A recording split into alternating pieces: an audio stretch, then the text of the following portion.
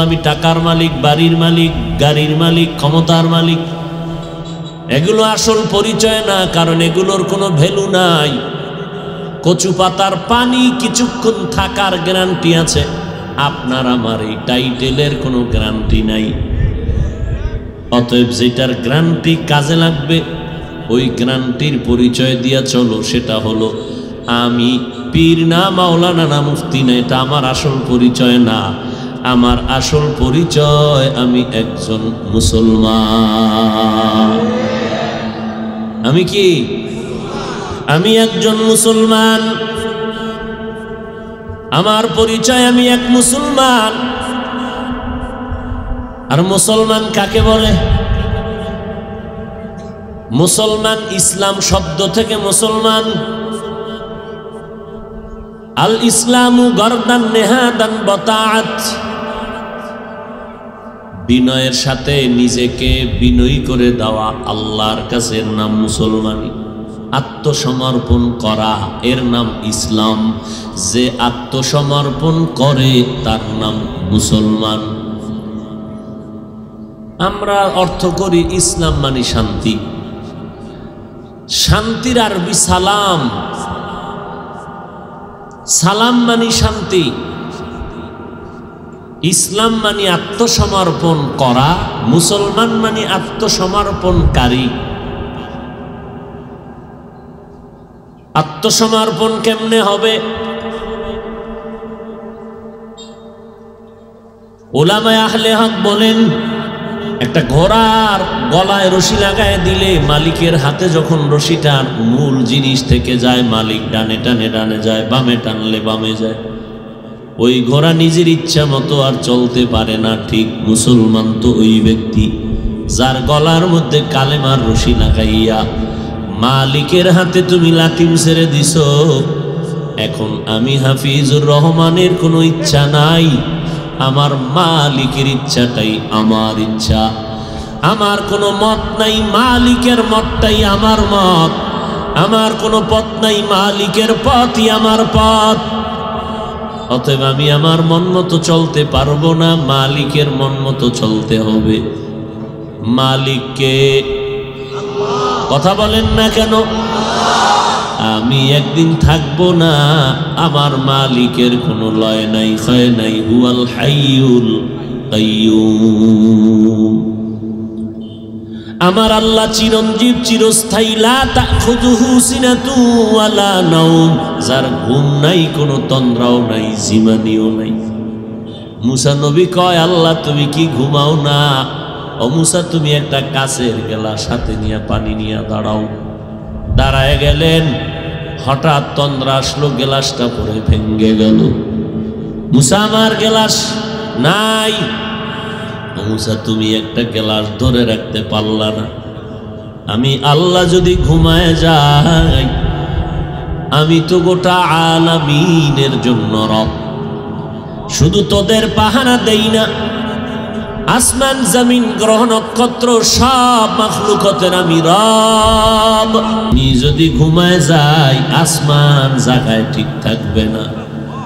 আমার কোনো ঘুম নাই, কোনো তন্দ্রাও নাই।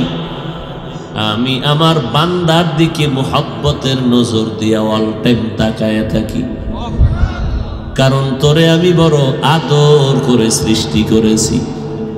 বিশাল একটা আসমানের দিকে তাকায় দেখ, জমিন থেকে 500 বছরের দূরত্বে আসমান। এই খালি জায়গাটাকে দর্শন বলে, এটার নাম মহাশূন্য। আর আমরা যে জমিনে বসে আছি, দার্শনিক জ্ঞান বলে এটার নাম পৃথিবী। পৃথিবী থেকে প্রথম আসমানের দূরত্ব 500 বছরের দূর। মায়ার নবী বলেন, এক একটা আসমান মোটা 500 বছরের দূরত্ব। এক আসমান থেকে আর এক আসমানের মাঝখানে মহাশূন্য, আবার 500 বছরের দূরত্ব। এই রকম 7টা আসমান, 7টা জমিন আমি সেট করে দিলাম। নিচের থেকে কোনো খুঁটিও নাই, উপর থেকে রশির কোনো টানাও নাই, কোনোদিন নড়াচড়া করে না। পৃথিবী নামক গ্রহ থেকে 13 লক্ষ গুণ বড় সূর্য, 9,30,00,000 মাইল উপরে এই সূর্যটা। এত বিশাল সূর্য প্রতিদিন ঘুরে টুইরা সকালবেলা পূর্ব দিগন্তে হাজির হয়ে যায়। ও বান্দা তাকায় দেখ, এত বিশাল আসমান জমিন আমি আল্লাহ বানাইছি ফি সিত্তাতি আইয়াম, মাত্র 6 দিন। আর তোর মতো বান্দাটারে নাপাক পানির থেকে মায়ের গর্ভের মধ্যে বানাইতে সময় নিলাম আমি আল্লাহ 6 মাসের উপরে। আসমান আর জমিন বানাইতে টাইম কত? আর তোমার মতো 1.5 ব্যাটারিরে বানাইতে টাইম। তোমার পিছনে এত সময় দিলাম এমনি, ওরে জোতার বাড়ি রে। তোমারে আমি বানাইতে সময় নিলাম 6 মাসের উপরে, তোরে এমনি ছেড়ে দিব না, হতেই পারে না। তোর জন্য জাহান্নাম। তোরে আমি আল্লাহ বড় আদর করে বানাইলাম, তোরে এমনি ছেড়ে দিব না। আল্লাহর বান্দা সুন্দর নিয়ত করে একটা খেজুর গাছ মাটিতে রোপণ করলো, খেজুর পাবে, রস পাবে, শীতের কি খাবে? পিঠা খাবে। খেজুর গাছটা বড় হতে হতে এক সময় খেজুর দেয়, কলিজা ঠান্ডা হয়, খেজুর থেকে রস আসে, শীতের মধ্যে পিঠা। এক পর্যায়ে গাছটা খেজুর দেওয়া বন্ধ করে দেয়, রসও বন্ধ হয়ে যায়। মালিক এই গাছটাকে বড় বানাইতে বড় মেহনত করলো। যখন খেজুর গাছ ফলও দেয় না, রসও দেয় না, একজনে কয় এখন এটারে তো তোমার কোনো কাজে লাগে না, আমারে দিয়া দাও। কয় না না, এই খেজুর গাছটা বড় বানাইতে পেছনে কম ঘাম আমার যায় না, কষ্ট কম করি নাই, এমনে ছেড়ে দিব না। আমারে যখন ফল দেয় না, রস দেয় না, আমি আর একটা কাজে লাগাবো। আগাও কেটে দাও, গোড়াও কেটে দাও, এবার আমার পুকুরের ঘাটলা বানাও, আমি সেখানে ওরে দিয়ে কাজে লাগাই দেব। এমনে ছেড়ে দিব না। এত কষ্ট কইরা তোরে লালন পালন করে বড় বানাইছি, এমনে ছেড়ে দেব না। পুকুরের পানিতে ফালায়া ঘাটলা বানাইলো, এবার ওটায় নেমে নেমে গোসল করে, কাজ করে। কিছুদিন থাকার পরে দুর্বল হয়ে গেল, এখন আর ঘাট ব্যবহারের যোগ্য না। এবার একজনে বলে আমারে দিয়ে দাও। হবে না তো কি করবি? কয় এমনে ছেড়ে দিব না। এরে উড়া টাইনে উপরে উড়া, মাটির উপর উঠে এবার কাটো, টুকরো টুকরো করে রোদ্রে শুকা দাও। এরপরে আমি চুলার লাকড়ি বানাবো। চুলার লাকড়ি বানাইয়া আগুনে জ্বালাইয়া এইবার আমি ধ্বংস করে দিব। মজা বুঝায় দিব যে আমার মালিকের গাছ তুই খেজুর দিলি না, রস দিলি না, তোরে এমনে ছেড়ে দিব না, শেষ ফল আগুন। আল্লাহ পাক বলেন, ও বান্দা তোরে তো আমি এমনে বানাই নাই, তুই শুধু আমারে 24 ঘন্টা আল্লাহ আল্লাহ করে ডাকবি না, এই জন্য তোরে বানাই নেই। আমারে ডাকার জন্য তো ফেরেশতারা আছে। তোমারে কেন বানাইছি রে গোলাম? তুমি 24 ঘন্টা সিজদায় পড়ে থাকবা, এজন্য তোমারে বানাই নাই। তুমি মসজিদের দরজা লাগাইয়া ভেতরে জিকির করবা, কোরআন পড়বা, এজন্য তোমারে বানাই নাই। কারণ এই জন্য আমি আল্লাহ তো ভিন্ন মাখলুক বানায় রাখতে পারতাম, ফেরেশতাদের কাজই শুধু আমার গুণগান গাওয়া। গাছগুলো দাঁড়ায় দাঁড়ায় মালিকের তসবিহ পড়ে, গরুগুলো মালিকের তসবিহ পড়ে, কুকুর মালিকের তসবিহ পড়ে। আল্লাহ কোরআনে বলেন এমন কোন প্রাণী নাই যে আমার তসবিহ পড়ে না। মানুষ তুমি বুঝো না ওরা কেমনে তসবিহ পড়ে। তোমারে শুধু আমার গুণগান গাবার, জিকির করবার কাম নাই না। তোমারে আমি বানাইছি বড় আদর কইরা, তোমারে পরীক্ষা দিয়া, এরপরে আমার মোহব্বতের দরজা দিয়া ঢুকাবো মোলাকাতের জন্য। পরীক্ষা কি? তুমি শুধু মসজিদে ঢুকবা না, বাইরে থাকবে সিনেমা হল, এটা তোমার পরীক্ষা। সিনেমা হলের রং তামাশা দেখা কি মসজিদ ভুলে যাও, নাকি আল্লাহর মোহব্বতে সিনেমা হলের ওই অবস্থা দেখা নিজেরে কন্ট্রোল করে তুমি গুনাহ থেকে বাঁচতে পারো। এটা তোমার মহাপরীক্ষা। তোমার মতো বান্দা আমি বানাইলাম একই মায়ের গর্ভে, তোমার মতো আরো 3টা মাইয়া বানাইলাম। তোমার বয়স মাত্র 27, তোমার আগে 2টা তোমার বোন দিলাম, তাদের বয়স হলো 30। একটা বোনের গালেও দাড়ি নাই, তোমার 27 বছরের গালে দাড়ি। এটাই তোমার পরীক্ষা। তোমার বোনের গালে দাড়ি দেই নাই, তোমারে দাড়ি দিলাম কেন? গালের ভেতরে কোন দিন দাড়ি উঠলো টের পাও নাই, কালো দাড়ি কখন সাদা হলো টের পাও নাই। তোমার বোনের গালে দাড়ি না দিয়া তোমার গালে দাড়ি দিয়া বুঝি অন্যায় করেছি? যদি অন্যায় না করি বলো, তাহলে তোমার বোনের গালে দাড়ি নেই, তোমার গালে দাড়ি দিলাম কেন? এটা যদি চিন্তা করতি, কখনো দাড়ির মধ্যে অস্ত্র লাগাইতি না। পুরুষের সৌন্দর্য দাড়ি, নারীর সৌন্দর্য চুল। আমি আল্লাহ নারীরে দাড়ি না দিয়াই ভালো রাখছি, আর তোমার দাড়ি দেওয়ার মাধ্যমে চেহারায় নূর বাড়ায় দিছি। যাদের দাড়ি নাই, দাড়ি কেটে ফেলে সেটে ফেলে সারা দুনিয়া ঘুরিয়া যদি স্পেশাল মেডিসিন লাগাও, খোদার কসম চেহারায় কোনোদিন উজ্জ্বলতা আর ফিরে আসবে না।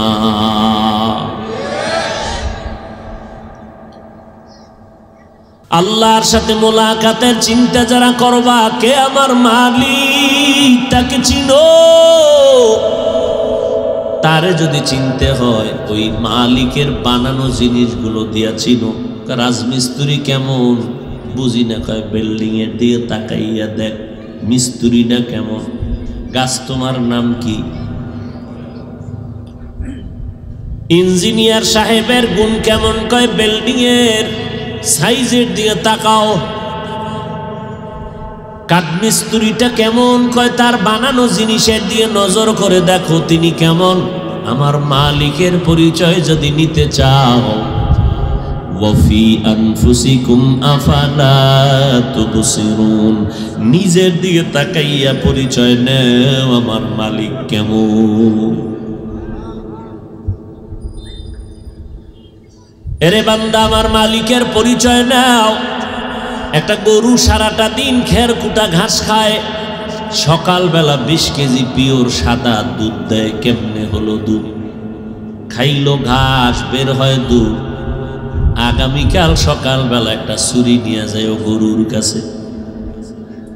গাভীর থেকে দুধ নামানোর আগেই তুমি ওলানটা কেটে দাও। এরপরে প্রয়োজনে জবাই করিয়া টুকরো টুকরো করে ভেতরে তালাশ করো, আধা কেজি দুধ পাও কিনা বের করো। যেই গাভীটা তোমাকে সকালবেলা 20 কেজি দুধ দিল, 5 মিনিট আগে ওলানটা কাটলে সেই 20 কেজি যাবে কই? বের করো। আধা কেজি দূরের কথা, 1 ফোঁটা দুধও ভেতরে তালাশ করে পাবা না। একই পাতিলায় রান্না হয় তরকারি আর ভাত, রান্ধেন একজন রাঁধুনি আমার মা। একই তরকারি, মশলা, তেল, ভাত একই হাতে রান্না হলো। আব্বা খাইলেন, আম্মা জান খেলেন, আমরা ভাই বোনেরা খাইলাম একই তরকারি। আব্বা আম্মা দিন দিন খেয়ে হয় দুর্বল, আমরা হয়ে যাই সবল। মাথা খাটাও, বুদ্ধি খাটাও, আমার মালিকের চিনো। ঘন্টাকে ঘন্টা কথা বের হচ্ছে ভেতর থেকে, কোন কথার পরে কোন কথা কে সাজায় দেয়। প্রধানমন্ত্রী বক্তব্য দিবেন, ভাষণ দিবেন, রাষ্ট্রপতি ভাষণ দিবেন, কি বক্তব্য দিবেন কোনোটা না জানি ভুল হইয়া যায়। সুন্দর করে 13 বার এটাকে যাচাই করে লেখা হয়। এরপরে তাকায় তাকায় বক্তব্য দেন, ভাষণ দেন। ও বান্দা, আমরা যে কথা বলি জোহরের পরে, মাগরিবের পরে, আসরের পরে, এশার পরে, প্রতিদিন 12 মাস ঘন্টাকে ঘন্টা বয়ান, এ কথাগুলো কে লিখে দিল? ভেতরে কে সাজাইয়া সাজাইয়া একটার পরে একটা বের করে। জিহ্বা নামের মেশিনটা দিয়া নাড়ায় নাড়ায় কত সহস্র হাজার কোটি কথা এই 40, 50, 60, 70 বললাম। গালটা ব্যথা করে, মাথা ব্যথা করে, জিহ্বাটা কোনোদিন ব্যথা করে নাই। করছে নি? কথা বলতে বলতে গাল ব্যথা, কিন্তু জিহ্বা ব্যথা করে নাই। লাইটের আলো দিয়া রাস্তার অন্ধকার দেখো, ব্যাটারির চার্জ চলে যায়, আবার চার্জ দাও। মাওলার দেওয়া 2টা চোখের লাইটের চার্জ কে দিল? আজও পর্যন্ত তো বন্ধ হলো না। ও বান্দা, এই কথাগুলো কে বের করে অন্তর থেকে? কে এই কথাগুলো জিহ্বা দ্বারা বের করে দেয়? এই মেশিনটা কোথায়? মেশিনের চার্জ কে দেয়? বিল কে দেয়? তৈল, পেট্রোল, অকটেন কে দেয়?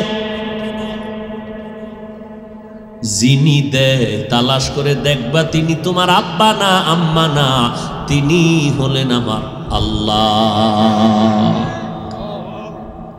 ওই আল্লাহ কত সুন্দর! যে আল্লাহ আসমানটা বানাইলেন, যে আল্লাহ সুন্দর করে আমার চেহারাটা বানাইছেন, সে আল্লাহ কত সুন্দর। যেই আল্লাহ আমার নবীরে সুন্দর করে বানাইছেন, সে আল্লাহ আমার কত সুন্দর। যেই আল্লাহ ইউসুফ নবীরে সুন্দর করে বানাইলেন, সে আল্লাহ কত সুন্দর। ইউসুফ নবী রাস্তা দিয়া চললে রাস্তায় কোনো আলো লাগতো না, অন্ধকার রাস্তা আলো হয়ে যাইত চেহারার আলো দিয়া। আপনার চেহারায় মোটামুটি হয়নি কিছু? কি হালকা পাতলাও নাই? কয় হওয়ার যা লাইন ছিল, বিড়ি টানার কারণে সব শেষ। চেহারায় আলো নাই, বিড়ি টেনে গুনাহ করে চেহারা নষ্ট করে ফেলেছি।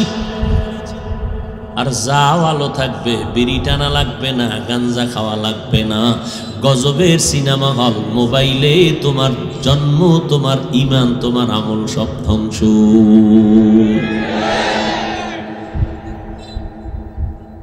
অটো সিনেমা হল তোমার পকেটের মধ্যে ঢুকায় দিল আন্তর্জাতিক বিধর্মীদের মাথা। পরিত্রাণ পাওয়ার কোনো পথ নাই। আমি টুপিওয়ালাও যে একটু নীরবে থাকবো, আমারও নীরবে থাকতে দিবে না। এমন এমন নাটক বাইর করেছে বেঈমানেরা। ইউসুফ জুলাইখার নাটক বাইর কইরা কোনো গান নাই, কোনো বাদ্য নাই, শুধু নাটক চলছে ইতিহাস বানাইয়া। কোন বাড়ির এক সোরারে দইরা কয় তুই ইউসুফ নবী খারাপ, আর এক বাড়ির কোন বেশ্যারে বাইর করে কয় তুই জুলাইখা, দাঁড়ায় যা। বাস, 2 সোরার সরনিরে বানাইয়া ইউসুফ আর জুলাইখা বানাইয়া নাটক বানাইলো। আর এইয়া দেখতে গিয়ে আমার হুজুরেরা পাগল হয়ে গেল। কিও মাওলানা সাহেব আপনি কি দেন? না গান না, কিছু না, একেবারে পিওর জিনিস দেখি, কোনো ঝামেলা নাই। কি কয়? এই ইউসুফ জুলাইখা কি দেখে? নাটক দেখতেছে। ঈসা নবীর নাটক, মুসা ফেরাউনের নাটক। দেখতে দেখতে এমন নেশায় পড়ছে, নামাজের জামাতও গেছি গিয়া হুশ নাই। বেঈমানেরা কয় এইবার আমরা সাকসেস। হুজুরদেরও আমলের মধ্যে ভাড়া লাগাই দিছে। পাবলিকের তো কোনো হিসাবই নেই। এ মসজিদে বয়ে মোবাইল চালায়। নামাজের বাকি কত? 5 মিনিট। তো হুদা বয়ে থেকে লাভ আছে, একটু সময় কাজে লাগায়, মোবাইলটা বাইর করিয়া ওখানে সময় ব্যয় করতেছে। মসজিদে গিয়েও শান্তি নেই, সেখানেও মোবাইলের আওয়াজ। আর একজনের যদি অসতর্কতার কারণে রিংটোন বাজে, ইমাম সাহেব কিছু বলার আগে ওরে খোদা, জীবনে যে মসজিদে যায় না হেও হেরে ধমকায়, এই মেয়ে তুমি মোবাইল চালাও, তুমি মোবাইল বন্ধ করলা না। হের ধমকায় 14 গোষ্ঠী উদ্ধার করে লেছে। কে? ওই নায়ের মাঝি আর এক গাঞ্জাখোর, ওটা আর একটা গাঞ্জাখোর। সুযোগ পাইছে, মাস্তানি করলো একটু মসজিদে ভাই, দেখাইলো আমার মাত ধরি। কেউ তো রাস্তায় জিগায় না, মসজিদে গেছে এখন দেখেনি কেউ জিগায়, কেউ ডাকে না। খুঁজে টুইজে হাত পাও ধরে হইছে মসজিদের সদস্য। হে নুবয়া সব রাজনীতি। অথচ লেখছে ইমাম সাহেব আপনি কোনো রাজনীতি করেন না, খবরদার, ইমাম সাহেব রাজনীতি করলে বিদায়। ইমাম রাজনীতি করলে যদি বিদায়, তা কমিটি রাজনীতি করলে এটার বিদায় করেন না কেন? মসজিদে কোনো রাজনীতি চলবে? ইমামও রাজনীতির বাইরে থাকতে হবে, কমিটি যারা তারাও রাজনীতির বাইরে থাকতে হবে। হেন রাজনীতি হেন সব থেকে বেশি। এই রাজনীতি করতে করতে মসজিদ ভেঙ্গে ভেঙ্গে এলাকায় 10টা 5টা দলে দলে দলে দলে মসজিদ। তোদের মসজিদে যাব না, আলাদা মসজিদ বানাও। কি হয় কি হয় না? নাই, এই দুনিয়ায় নাই। সারা দুনিয়ায় যা ঝামেলা ধর্ম নিয়ে, এর থেকে 1000 কোটি গুণ বেশি ঝামেলা আমার এই সোনার দেশে। আল্লাহ হেদায়েত দান করুন। অথচ আল্লাহ পাক বলেন, নবী আপনার উম্মতের জানায় দেন, কেউ যদি মসজিদে বের হয়, ঘর থেকে যখন ওযু বানাইয়া বের হয়, ফেরেশতাদের আল্লাহ অর্ডার করে বান্দার আমলনামায় কদমে কদমে কদমে সওয়াব লেখো। যারা নামাজ পড়ে না গো সুবহানাল্লাহ কইলো কি না কইলো কি? নামাজ যারা পড়ে না এরকম মানুষ তো এই জমিনে নেই, আছে? খুব খুশির কথা। হ্যাঁ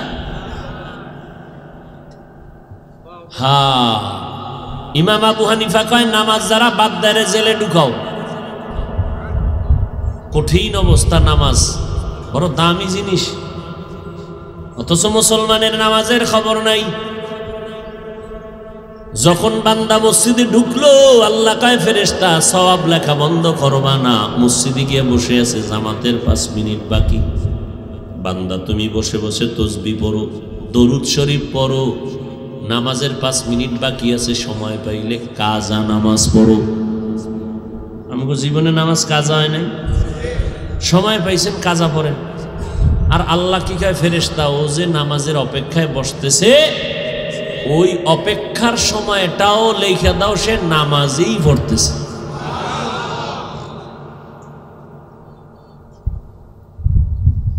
আমার দয়ার মালিকের ভালো করে চিনো।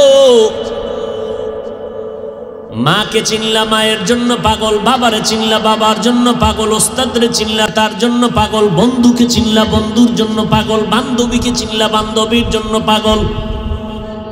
আমার আল্লাহকে যারা চিনবে তারা কেন আল্লাহর পাগল হবে না? বেচারা টাকার পাগল কয়, টাকার পরিচয় ভালো করে অন্তরে ঢুকাইছে, এই জন্য টাকার পাগল। ঘুমের ভিতরেও টাকা।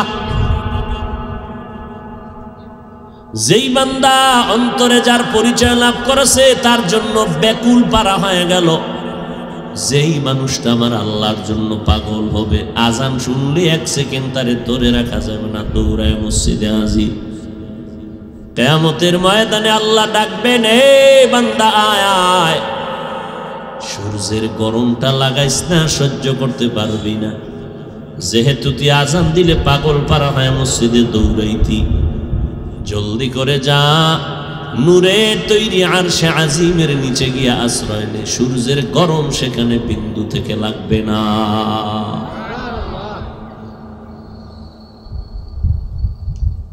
অতএব বান্দা যদি রবের সাথে মোলাকাত করার ইচ্ছা অন্তরে থাকে, নেক আমল করো, বেশি বেশি নেক আমল। আমলের মতো আমল, এর মধ্যে কিছু আমল আছে ফরজ, কিছু আমল আছে সুন্নতে মুআক্কাদা, যেগুলো পড়তেই হবে, না পড়লে গুনাহ হবে। ফজরের 4 রাকাত নামাজ হলো সুন্নতে মুআক্কাদা এবং ফরজ। জোহরের মধ্যে 4 রাকাত ফরজ, 6 রাকাত সুন্নতে মুআক্কাদা, না পড়লে গুনাহ হবে। আসরের 4 রাকাত ফরজ যদি পারেন সওয়াবের জন্য গুনাহ হবে না, আরো 4 রাকাত আগে পড়বেন নফল, এটা পড়লে সওয়াব, না পড়লে গুনাহ নাই। মাগরিবের মধ্যে 3 রাকাত ফরজ, 2 রাকাত সুন্নতে মুআক্কাদা, না পড়লে গুনাহ হবে। এশার নামাজে 9 রাকাতের 4 রাকাত ফরজ, 3 রাকাত বিতির ওয়াজিব, 2 রাকাত সুন্নতে মুআক্কাদা, না পড়লে গুনাহ হবে। বিতিরের কয় রাকাত? এই আস্তে কোন কেন? জোরে বলেন, সবাই জিব্বা নাড়ায় বলেন, বিতির নামাজ কত রাকাত? মনে থাকবে? পড়েননি? বিশ্বাস করেননি? বিতিরের 3 রাকাত নামাজ যারা কমাইতে চায় এরা আমার মাওলার মোহব্বতের থেকে অনেক দূরে।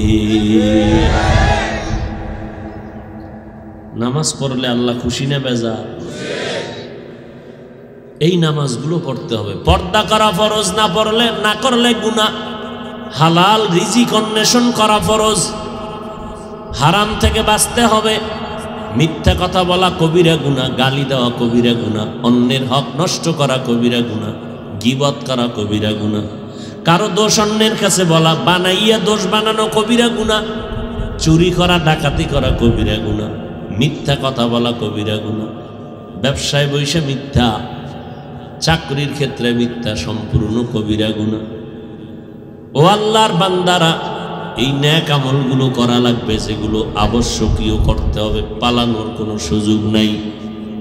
নেক আমল করতে গিয়ে সতর্ক থাকা লাগবে, আমার আল্লাহর সাথে যেন অন্যের কোনো তুলনা না হয়, আল্লাহর সাথে যেন কারো অংশীদার না হয়। খবরদার, অংশীদার বানাইলে শিরিকের গুনার কারণে আমার আমলগুলো বরবাদ হয়ে যাবে। আল্লাহর কাছে পেছনের অপরাধের জন্য তওবা করা দরকার। কয়দিন আর বাঁচবেন? আপনার হায়াত আজকে 30, আরো 30 বছর বাঁচার গ্যারান্টি আসেনি? কি আসেনি? তো যে মাস্তানি করেন মনে হয় যে নূহ নবীর হায়াত লয়ে আইছেন। আমার নবীর গ্যারান্টি, সিলমারা উম্মতের হায়াত হবে 60-70-এর মাঝে। সিল মেরে দিছে, এর বেশি হবে না, তাও গড় হায়াত। অতএব হিসাব মিলায় দেখেন আপনার হায়াত কত। যদি আল্লাহ বাঁচায় তাহলে সর্বোচ্চ কত? 70। এর মধ্যে হিসাব শেষ।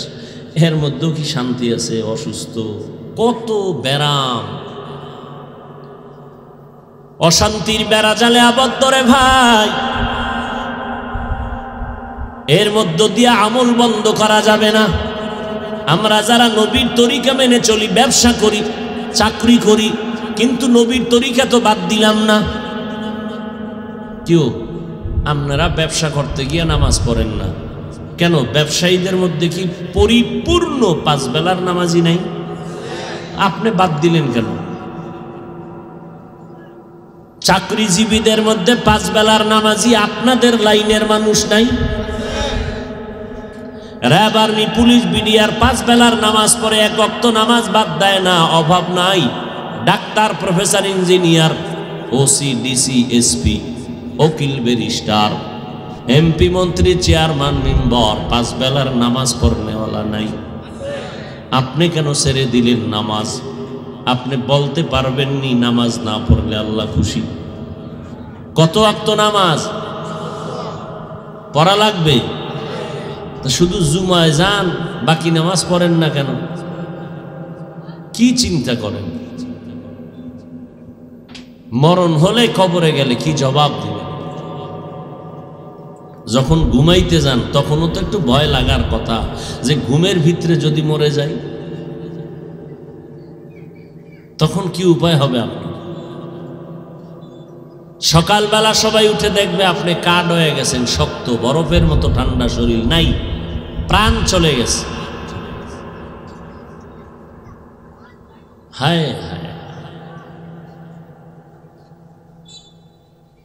কই আমার বাড়ি, কই আমার ঘর, কই আমার ছেলে মেয়ে? কেউ এখন আমার আপন না। ছেলে পাগল হয়ে গেছে, মা পাগল, আমার স্ত্রী, তাড়াতাড়ি লাশ নামা, নামা, নামা, ঘর থেকে নামাও। বাইরে বৃষ্টি, বৃষ্টি নাই, পলিথিন দিয়া ঢাইকা বাইরে রাখ। লাশ আর ঘরে রাখা যাবে?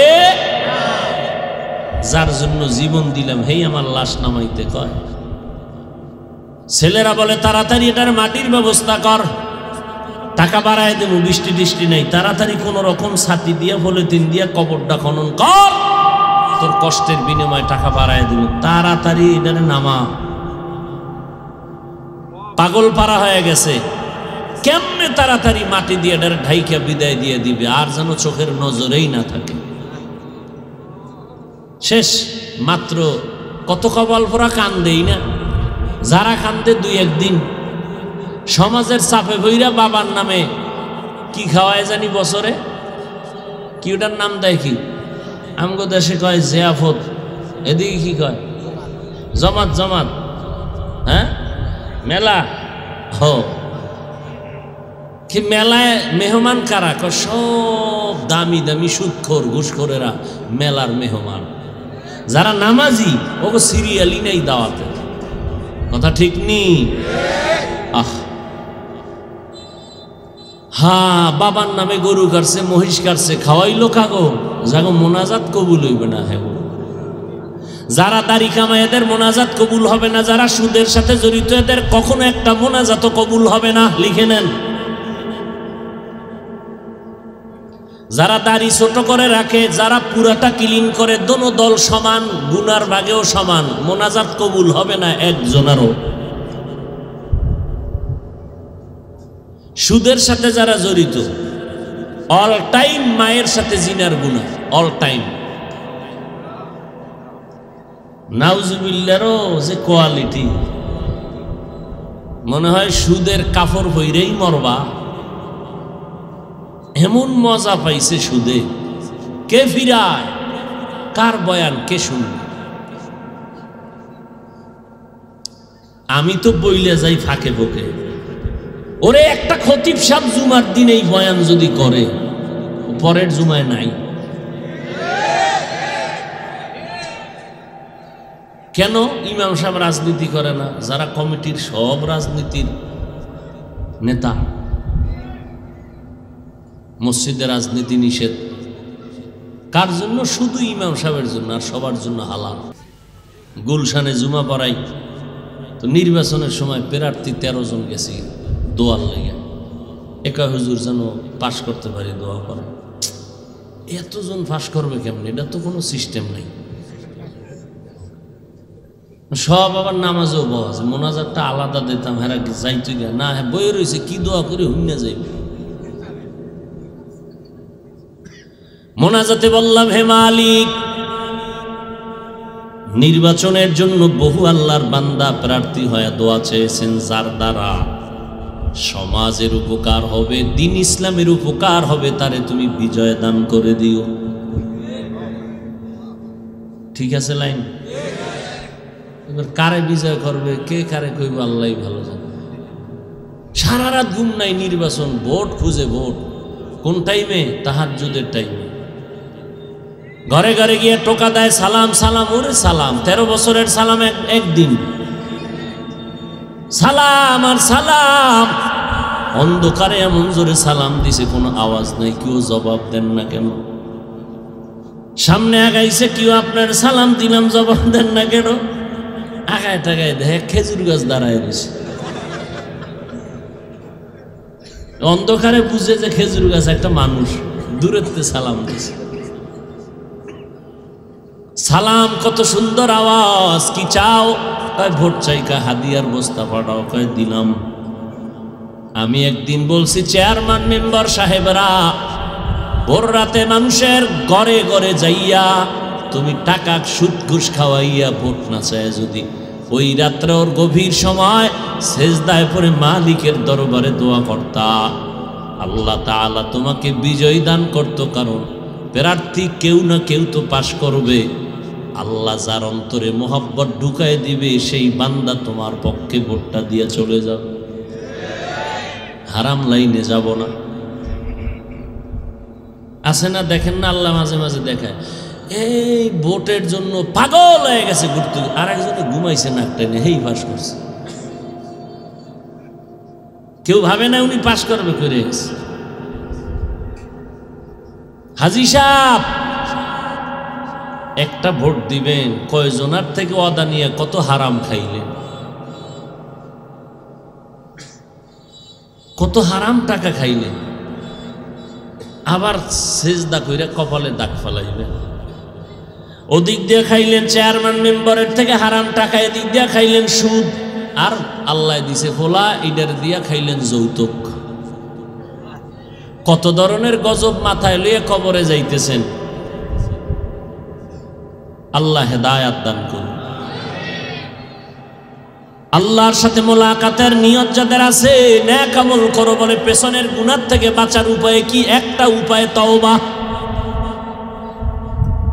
অন্তর খুলে তওবা করো, চোখের পানি ছেড়ে তওবা করো। আল্লাহ, জীবনে গুনাহ করে পাহাড় করে ফেললাম, আজকে থেকে তওবা করলাম, গুনাহ করব না। গুনার কারণে আমার হাত না পাক, চোখ না পাক, জিহ্বা না পাক, অন্তর না পাক, আজকে তওবার নিয়ত করলাম। রিজিকের মালিক আল্লাহ, হায়াতের মালিক আল্লাহ, ইজ্জতের মালিক আল্লাহ। আর নামাজ ছাড়বো না, বেপরদায় চলবো না, সুদ খাবো না, ঘুষ খাবো না, অন্যের হক নষ্ট করব না, দেশের বিরুদ্ধে জাতির বিরুদ্ধে ষড়যন্ত্র করব না, মা বাবার থেকে বেয়াদবি করে বদদোয়া নিব না, উলামায়ে কেরামের বদদোয়া নিব না, উলামায়ে আহলে হকের পরামর্শ নিয়ে আমল করব। আল্লাহ আমাদের সবাইকে খাঁটি তওবা করিয়া নবীর তরিকায় নেক আমল করার তৌফিক দান করেন, বলেন আমিন।